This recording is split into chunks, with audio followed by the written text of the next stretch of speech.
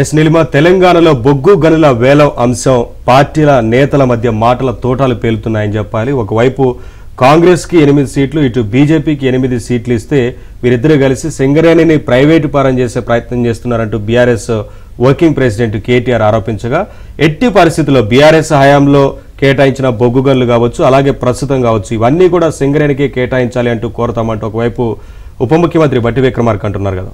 Right, చూద్దాం. తెలంగాణలో బొగ్గు గనుల వేలంపై సెంటిమెంటలు అంటుకుంటున్నాయి.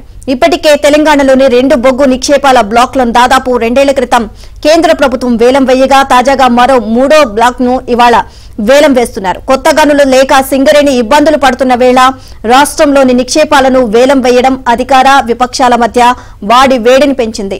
మేలు చేస్తారని చెరి 8 సీట్లు కట్టబెడితే కేంద్రంలో రాష్ట్రంలో అధికారంలో ఉన్న ప్రభుత్వాలు రాష్ట్రంలోని బొగ్గు బ్లాక్లను వేలంలో ప్రైవేటు సంస్థలకు కట్టబెట్టి సింగరేణి ప్రైవేటు పరం చేయాలని చూస్తున్నాయి అంటూ బీఆర్ఎస్ కార్యనిర్వాహక అధ్యక్షుడు కేటీఆర్ ఆరోపించారు. తాము వేలానికి అంగీకరించబోము అని బీఆర్ఎస్ ప్రభుత్వ హయాంలో వేలం వేసిన 2 బ్లాకులతో సహా రాష్ట్రంలో అన్ని బ్లాకులను సింగరేణికి కేటాయించాలని కోరతామని ఉప ముఖ్యమంత్రి బట్టి విక్రమార్క స్పష్టం చేశారు. ఈ రాజకీయ వేడి నేపథ్యంలో దేశవ్యాప్తంగా వివిధ రాష్ట్రాల్లోని 60 గనుల వేలం పాటకు హైదరాబాద్ కేంద్రంగా మారింది.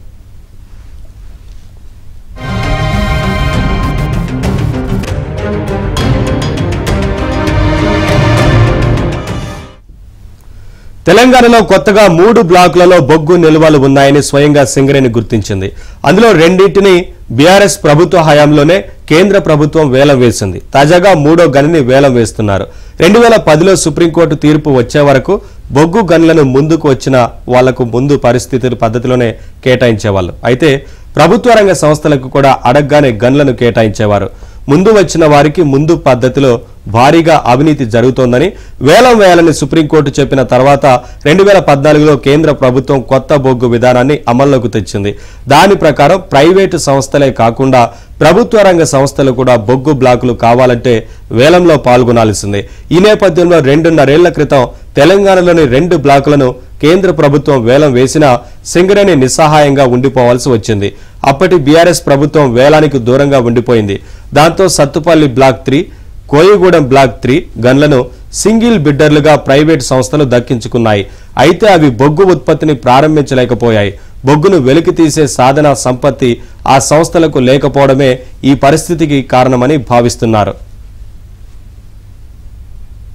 ఈ నేపథ్యంలో ఆ 2 బ్లాకులను తమకు కేటాయించాలని తెలంగాణ ప్రభుత్వం కేంద్రాన్ని కోరింది. వేలంలో దక్కించుకున్న సంస్థలకు విధించిన షరతులన్నీ తాము నెరవేర్చడానికి సిద్ధంగా ఉన్నామని కూడా చెప్పింది.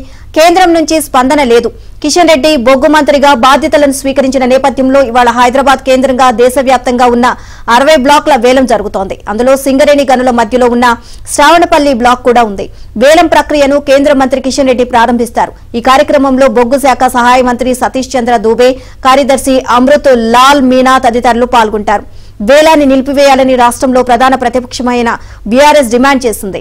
ఉప ముఖ్యమంత్రి బట్టి విక్రమార్క ఈ కార్యక్రమానికి హాజరై శ్రావణపల్లి గనిని తమకే కేటాయించాలని కేంద్రాన్ని కోరనున్నారు.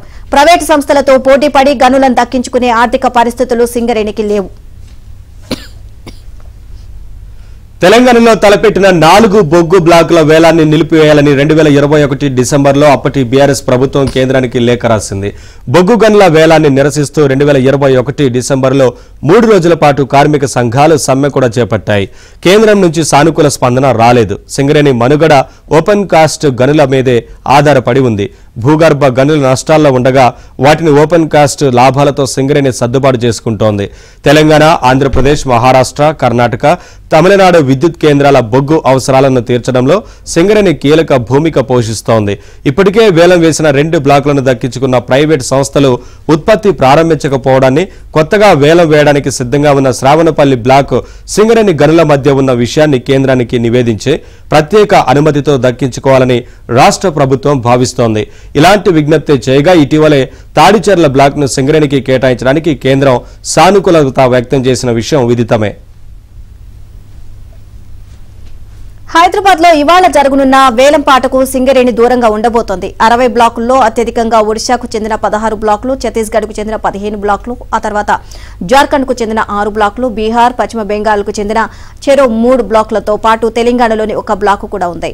ఈ బ్లాకుల్లో 11.99 కోట్ల టన్నుల బొగ్గు నిల్వలు ఉన్నట్లు గతంలో సింగరేణి నిర్వహించిన అన్వేషణలో తేలింది. సింగరేణి తాజా వేలంపాటకు దూరంగా ఉండే రాష్ట్ర ప్రభుత్వం ద్వారా కేంద్రంపై ఒత్తిడి పెంచే ప్రయత్నం చేస్తోంది. కొత్తగా కేటాయించిన బొగ్గు బ్లాకుల అనుమతుల ప్రక్రియను శరవేగంగా పూర్తి చేయాలని కేంద్ర బొగ్గు గనుల శాఖ మంత్రి కిషన్ రెడ్డి అధికారులను ఆదేశించారు. బొగ్గు గనుల నిర్వహణ, కేటాయింపు తదితర అంశాలపై ఢిల్లీలోని తన కార్యాలయంలో అధికారులతో గురువారం ఆయన సమీక్ష నిర్వహించారు. కేటాయించిన బొగ్గు బ్లాకుల నుంచి వీలైనంత త్వరగా ఉత్పత్తి ప్రారంభం కావాలని సూచించారు. ఈ మేరకు సంబంధిత రాష్ట్ర ప్రభుత్వాలతో పాటు పర్యావరణ, అటవీ, వాతావరణ మార్పుల మంత్రిత్వ శాఖలతో సమన్వయంతో వ్యవహరించాలని అన్నారు. దేశంలో బొగ్గు దిగుమతిని తగ్గించేందుకు ప్రతి ఒక్కరూ చిత్తశుద్ధితో పనిచేయాలని సూచించారు.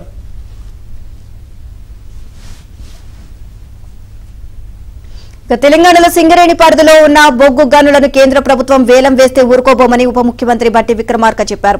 రాష్ట్రం తరపున పోరాడి తీరుతామని స్పష్టం చేశారు. ఖమ్మం కలెక్టరేట్ లో నిన్న వ్యవసాయ మంత్రి తుమ్మల నాగేశ్వరరావుతో కలిసి ఆయన విలేకరుల సమావేశంలో మాట్లాడారు. బొగ్గు గనులన్నీ వేలం వేసేలా 2015లో కేంద్ర ప్రభుత్వం చేసిన చట్టానికి ఆనాడు బీజేపీతో పాటు బీఆర్ఎస్ కూడా మద్దతు పలికి ఇప్పుడు దొంగాట ఆడుతున్నాయని ఆరోపించారు. తెలంగాణ ప్రాంత భవిష్యత్తుకు విఘాతం కలిగించేలా సింగరేణి సంస్థను దెబ్బతీసేందుకు గత కేసీఆర్ ప్రభుత్వం ఆనాడు కేంద్ర చట్టానికి మద్దతు పలికింది అని ధ్వజమెత్తారు. దీన్ని వ్యతిరేకిస్తూ తాను కాంగ్రెస్ తరపున లేఖ రాసినట్లు భట్టి గుర్తు చేశారు.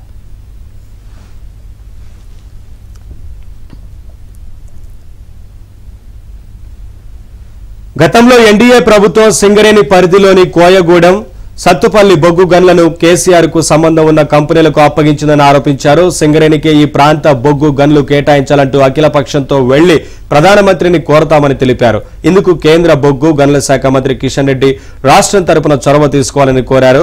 సింగరేణి పరిధిలో ఉన్న అన్ని బొగ్గు బ్లాకులను సంస్థకే కేటాయించాలని ఇవాళ కిషన్ రెడ్డిని కోరనున్నట్లు తెలిపారు.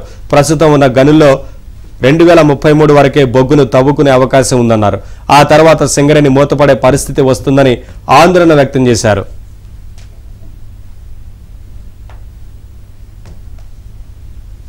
కేంద్ర రాష్ట్ర ప్రభుత్వ సంస్థ అయిన సింగరేణికి తెలంగాణ రాష్ట్రంలో ఉన్న బొగ్గు గనులను కేటాయించాలని, ఎట్టి పరిస్థితుల్లోనూ ప్రైవేటు సంస్థలకు అప్పగించవద్దని డిమాండ్ చేశారు. ప్రైవేటు సంస్థలకు అప్పగిస్తే తాము కేంద్రంతో పోరాడి తీరుతామని అన్నారు.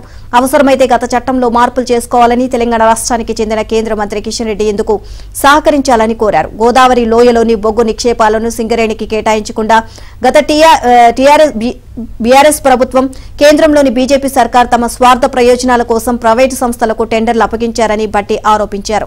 వారికి సన్నిహితమైన ఆరో, అవంతిక, ప్రతిభ ఇన్ఫ్రా సంస్థలకు దక్కేలా అప్పటి ప్రభుత్వం వ్యవహరించింది అని ధ్వజమెత్తారు. వాస్తవాలను పక్కన పెట్టి ప్రస్తుతం బీఆర్ఎస్ నాయకులు రాష్ట్ర ప్రభుత్వంపై తప్పుడు ప్రచారం చేస్తూ సింగరేణి కార్మికులను, ప్రజలను పక్కదారి పట్టించేందుకు ప్రయత్నిస్తున్నారని విమర్శించారు.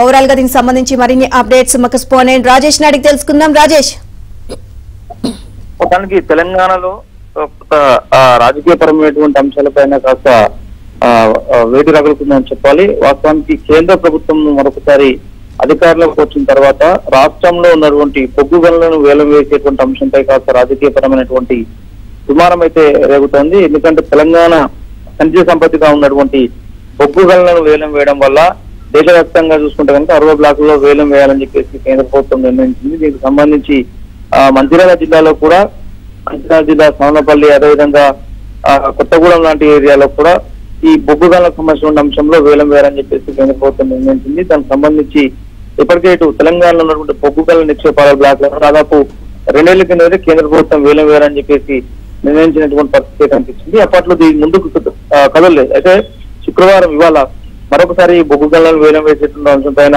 కేంద్ర ప్రభుత్వం నిర్ణయం తీసుకుంది. రాష్ట్ర ప్రభుత్వం నుంచి ముఖ్య అతిథిగా డిప్యూటీ సీఎం బట్టి విక్రమార్కను కూడా ఆహ్వానించింది కేంద్ర ప్రభుత్వం. అయితే రాష్ట్రంలో నిక్షేపాలను వేలం వేయడం అనేటువంటిది ఈ అధికార విపక్ష పార్టీల మధ్య కాస్త వేడి పెంచిందని చెప్పాలి. ఎందుకంటే గతంలో కూడా కేంద్ర ప్రభుత్వము సింగరేణిని ప్రైవేటు పరం చేస్తామని చెప్పేసి వచ్చినటువంటి వార్తలపైన అప్పట్లో తీవ్ర స్థాయిలో చర్చ జరిగింది. రాష్ట్రంలో ఉన్నటువంటి బొగ్గు గనులను వేలం వేయడంలో ప్రైవేట్ సంస్థలు కట్టుబెట్టేటువంటి ప్రయత్నం సింగరేణి సింగరేణిని ప్రైవేట్ పరం చేయాలన్నటువంటి కుట్ర జరుగుతుందంటూ బీఆర్ఎస్ పార్టీ ఆరోపిస్తున్నటువంటి పరిస్థితి కనిపిస్తుంది. దీనిపైన ఇటు రాష్ట్ర ప్రభుత్వం ఒక స్పష్టతతోనే ఉంది. ఎందుకంటే బొగ్గు గనులను వేలం వేసేటువంటి అంశానికి సంబంధించి ఇటు ప్రైవేట్ పరం చేసేటువంటి అంశానికి సంబంధించి చాలా తేడా ఉంది. వేలం వేయడానికి ప్రైవేట్ పరం చేయడానికి తేడా తెలియకుండా బీఆర్ఎస్ కార్యకర్తలు చేసినటువంటి విమర్శలు ఏవైతే ఉంటాయో ఈ విమర్శలను రాష్ట్ర ప్రభుత్వం తిప్పికొట్టేటువంటి ప్రయత్నం చేస్తుంది. రాష్ట్రంలో ఉన్నటువంటి అన్ని బ్లాక్లను సింగరేణికే కేటాయించాలని ఉప ముఖ్యమంత్రి గడ్డి కుమార్ ఇప్పటికే స్పష్టం చేసినటువంటి నేపథ్యంలో ఇవాళ జరుగుతున్నటువంటి ఈ వేలంలో బొగ్గు గనుల వేలానికి సంబంధించి ద్వారా రాష్ట్ర ప్రభుత్వానికి ఆదాయం సమకూరే అవకాశం ఉన్నట్లు కూడా రాష్ట్ర ప్రభుత్వం భావిస్తూ ఉంది. అయితే దీన్ని గతంలో ప్రైవేట్ పరం చేస్తున్నటువంటి అంశాల పట్ల కాంగ్రెస్ ప్రభుత్వం ప్రతిపక్ష హోదాలో విమర్శించి ప్రస్తుతం అధికారంలోకి రాగానే ఈ వేలంలో పాల్గొనడం ఏంటంటూ చేసినటువంటి బీఆర్ఎస్ పార్టీ కౌంటర్ కు ఘాటుగా రాష్ట్ర ప్రభుత్వం అయితే తీరని సమాధానం చెప్పే ప్రయత్నం అయితే చేస్తుంది. Right, thank you Rajesh.